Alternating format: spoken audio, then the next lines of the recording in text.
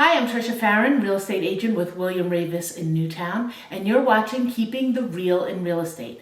And today I have with me TJ Muldoon, who's with Hommati. He's a content creator and full of skills with all type things photo and video. Welcome. Tricia, thanks for having me. I'm really excited to talk with you. Photography and real estate, of course, is so important with everything. You know, everybody looks at things digitally first before they come. Mm-hmm. And one of the more popular comments I get is, oh, it looked different in the photos.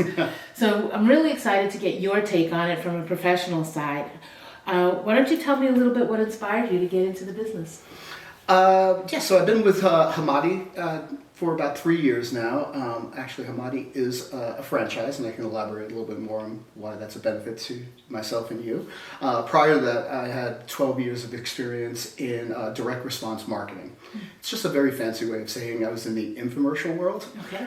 So the agency I was with, we did a lot of content creation in regards to video productions, TV commercials, print ads, radio, things of that nature. So it was, when we shut that agency down, I was just looking for my next, and I came across Hommati, and this is what's brought me to your living room today. Awesome. What inspires you to do real estate photography? That's so different.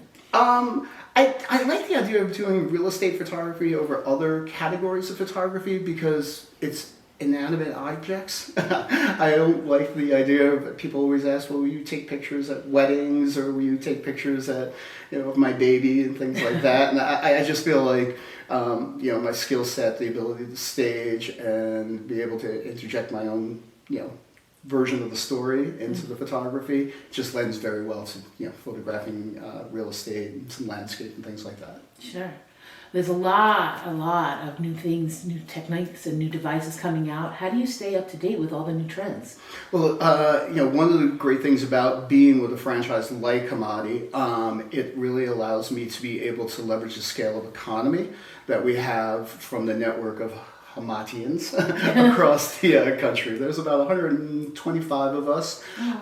So because we have this collection of content creators, we're able to really leverage, again, that scale of economy to be able to drive down the costs for the equipment that we use, whether it's for the still photography, for video work, the technology platforms that we align with as well when it comes to hosting of 3D tours, floor plan creations, things of that nature. Having 125 of us all kind of pulling in the same direction, so it really does create a great network of how are you doing this? How would you face this challenge or address this challenge? So it's a really great support network, and it allows us to kind of really keep sharpening our tools as we go along. That's great. Can you go into a little detail about the kind of equipment that you're using? Sure. Right now I shoot my still photography with a Sony mirrorless camera, so a little bit different than the traditional digital camera. Different types of wide angle lenses. I'm a big fan of the Sigma, lenses. I use a DJI Maverick 2 and Maverick 3 drone. That sounds so fancy. Well, DJI is DJI, excuse me, I always mispronounce that. I'm glad I'm not plugging them today, but they are the industry leader when it comes to drone technology and gimbal technology as well. My 3D tours I shoot with a Ricoh Theta X. Okay. All very fancy names. Yes, it does. It's not everyday terminology.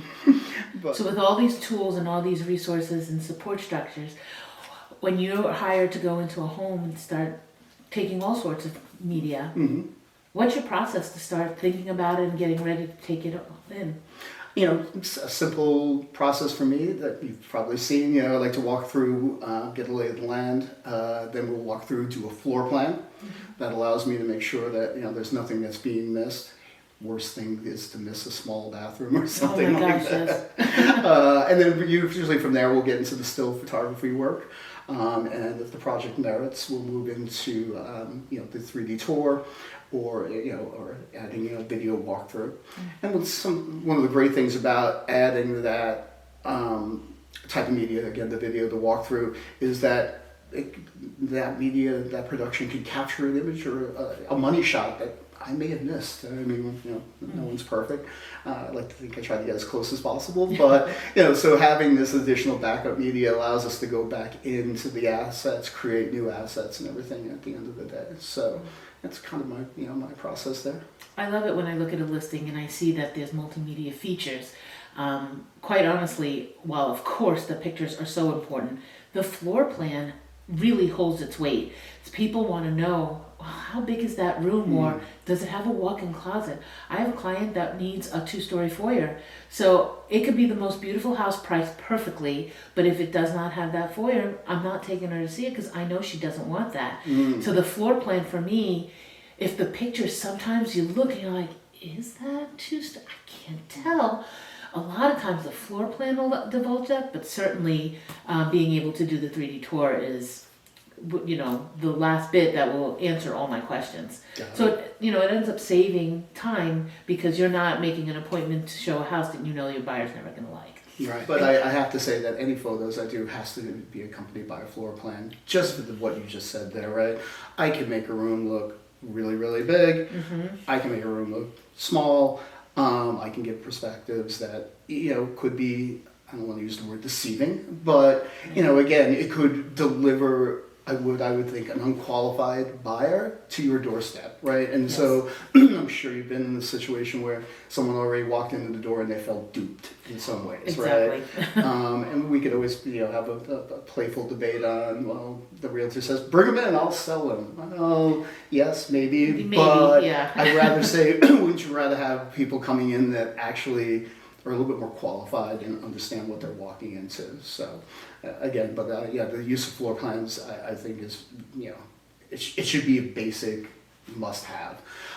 In respect to the 3D tours and the video, I think, shifting gears slightly, I think this is really a necessity because we have to really look at the market dynamics that we're in right now. We're going through one of the biggest paradigm shifts in respect to the demographics of the U.S. that we haven't seen in over 50 years, right? Millennials right now are making up 35% or so of the buying, selling habits or activities within the U.S. I mean, that number is going to be well over 50% within the next 5 years. And why is that important? It's millennials just think differently. There's nothing wrong with that, but they are of the demographic that was born and raised in the video game era, right? Everything is visual to a millennial, and it's part of their decision-making process. It's part of what they do when deciding on this, that, or the other thing. And when we talk about buying and selling a home, it's one of the most emotional things I think anyone can be involved in. So you really, I think, have to be able to present, in this case, a home to the buyer in a means that they're used to being able to review and make a buying decision. Oh, definitely. I also think it's it helps in the listing aspect when you're out there saying I mean, when Tricia shows up, Tricia can tote her her years of experience, the amount of transactions you've been associated with, and that's a very powerful selling proposition. Someone that maybe doesn't have those type of credentials has to think a little bit differently, and they can probably speak to maybe a millennial home seller or someone who's going to probably be selling to a millennial to say, I know where I have to go to find your next buyer, or find the next steward of your home. And it's by utilizing technology that's going to really speak to this large demographic. So don't know if I went off on a tangent. No, it's important to understand that because all the tools that we use do change based on who is going to be receiving this information. When I sit with an older baby boomer, my conversation is going to be very different than if I'm talking to a younger millennial. Right. They process information differently. And you're right, it's not right or wrong, it's just different, and you need to know how to communicate in that manner. With your photos and with your videos, that is your communication, that's your talk.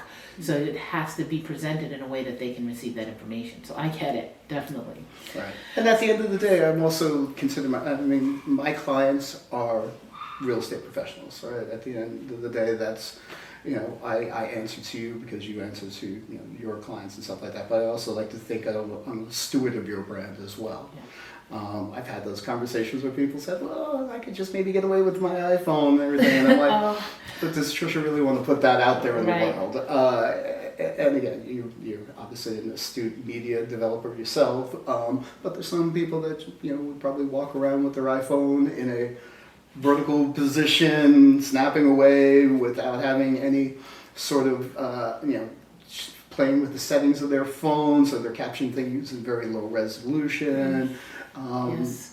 I'm more than happy to actually teach someone how to properly use the iPhone if they want to go that way, and then put something out in the world that just is not going to, be a good representation of their brand or, the product they're selling. Well, it sets an expectation on my end too, because when I look at a listing and I see blurry photos, or clearly they don't know what they're doing because they're crooked or they are messy, I have an expectation that that agent is not as professional as I would like them to be. So if I have to interact with them, I'm going to alter the way in which I have to speak with them. Not lowering my professionalism, but not necessarily elevating their professionalism to a higher status. So it can change my negotiation style a little bit, because I don't think that there's experience, and I might be able to get even a better situation for my client. Interesting. And I get that just from looking at the pictures. Okay, that's I learned something new here. And it goes the same with the description when there's typos or grammatical errors. Mm-hmm. This is the presentation of the house. Like, it should be pristine, in video, in language, in everything that's put in there. So I hold that as high regard too. Excellent. So let's talk a little bit about some of the challenges that you face. I want to know more about some funny stories that you might have on either a realtor who is just too rambunctious, or a homeowner that wants to direct your efforts. Funny story. Okay, I had one of my clients who asked me to go shoot a townhouse. And it was a income property for the owner, so it had tenants in place. And my client had said that she wasn't able to attend the shooting with me. It's like, fine, I'm a big boy, we'll go do this. And it was this older family, the matriarch. I mean, you could just feel the daggers coming at you, and I get it. I'm I'm an extension of the realtor, extension of the owner. And I was like, well, I really want to make this very quick and painless for you. But first of all, can I turn on all the lights? Because the style of shooting I do is HDR, which just means I'm taking 5 different light exposures and pressing them together to create a dynamic photo. And she was like, no. Oh.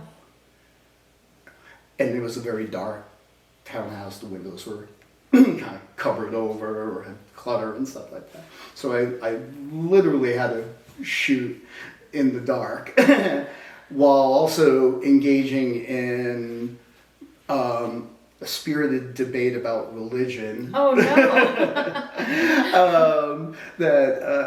And again, now that I'm getting into details and stuff like that, I'd like to think at the end of the day I did win her over, because I think by the time I got to the second floor, she was turning on a couple of lights for me. So she followed you around with each room? Oh, of course, yeah. That was almost kind of to be expected, I think. But they know we cannot turn on the lights. That was probably one of the more unique challenging. But they're always, every house is different. There's some things that make my social media. There's some things that don't.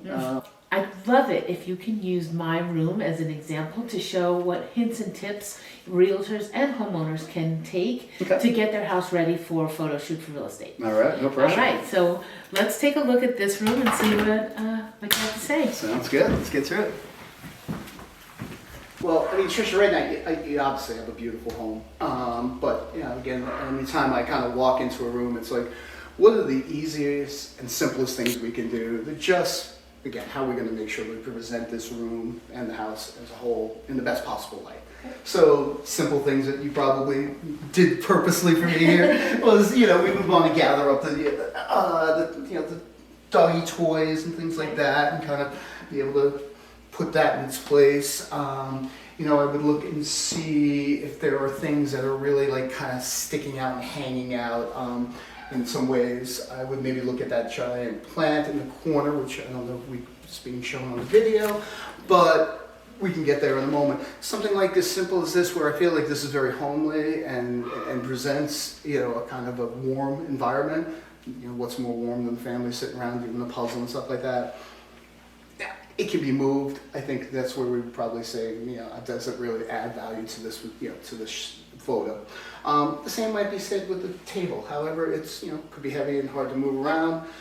I like to think my avatar is more Indiana Jones than diva photographer, so I will do my part to move things around. But we might have a conversation with you or the owner and say, hey, this is, you know, let's make a decision on whether this should stay or go or something like that. So if you were to move the table and chairs and everything on it, would you take out the carpet as well? As I look at this room, I almost would kind of come back and say, I might leave the table because I'm not seeing a rug here, right? So yes, if we made the collective decision to say this should go, then let's take the rug out as well. Staying here the way it is with the chairs, it just complements the floor and the room. So, you know, again, I think if the table and chairs are staying, rug's staying. If this is going, it's all going. Now, if you were to move this, take the rug and put it in that side, would that be an option? I would have to be a lot stronger, I think, to lift your your centerpiece. We drag that all over the place. We have to move it when we play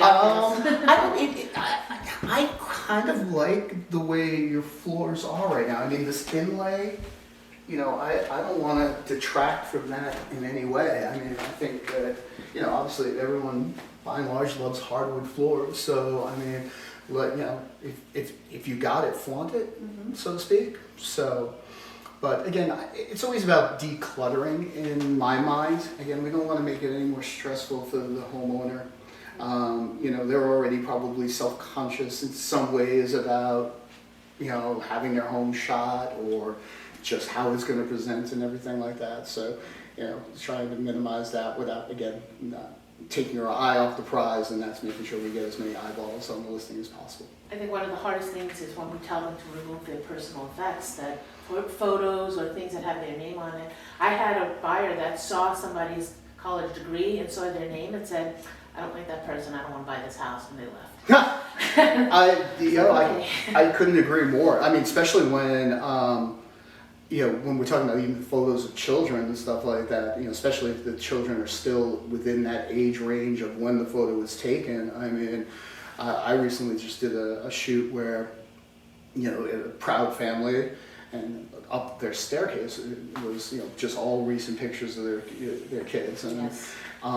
Looking at it, I was like, I could go in and blur these, but yeah, I just made the executive decision, you know, consulting with the realtor, say I'm just going to go in Photoshop and remove all the photos because there are things I am allowed to do, but you know, with the MLS, that's not considered like being manipulative in any way. Right. But you know, removing things that can be removed from a space, you know, no one would look ill on you or me in doing so. But you know, you asked me to take down the wall, and, you know, but yeah, I can fully understand why, you know, someone would want to just, I should say not fully understand, but I would say understand that you would be best served to like advising them on removing personal items. I can't tell you how many times I've walked into someone's office and they literally have like their stock portfolio up or their bank account up or something like that. I'm like, do you really want this out there on the internet? So, yeah, no, I understand where you're coming from, and you know, again, trying to set that stage with the, you know, with the homeowner on what, you know, should be out and shouldn't be out. Trust me, we have closets. We got a floor plan. We don't need to be taking pictures in there. Let's just move this stuff there. Yes, that's terrific. So as a final wrap up, can you offer a couple of last minute tips that you can give to homeowners getting ready for a photo shoot? You know, I think the simplest tips is just that, you know, keep it simple. You know, don't get caught up in analysis by paralysis and, you know, things of that nature. You know, again, declutter, pick things up, remove personal items, you know, take down the pictures if it's easy enough to do. So, you know, again, remove any of that, you know, personal stuff that you just don't want out there on the internet. And, you know, in respect to the paralysis by analysis, don't, you know, if the paint isn't peeling off the walls, don't sit and say, gee, I really want to paint this, or I'm not going to do anything until I paint this. Because you know as well as I do, 9 times out of 10, someone's going to walk into a room and they're going to want to change the color anyway. Right? And the same goes for outside as well. You know, you don't want to have to get crazy and saying I'm going to invest, you know, thousands of dollars in landscaping, new shrubbery or something like that. You know, I mean, mulch, if you can put some mulch down, that's always a great touch, a good cover up. Make sure you cut the lawn, you know, declutter, maybe remove the, you know, tuck the garbage cans away, things like that. But, you know, I would really just say rely on the expertise of your real estate agent. I mean, you know, this is not your first rodeo. You've done this. You know how to work with someone like myself, and collectively we know how to put, you know, forth a really good product. So, you know, I would just say keep it simple. All excellent advice. Thank you so much, TJ. Thank you for watching Keeping the Real in Real Estate. I'm Tricia Farin, a real estate agent with William Ravis. Until next time.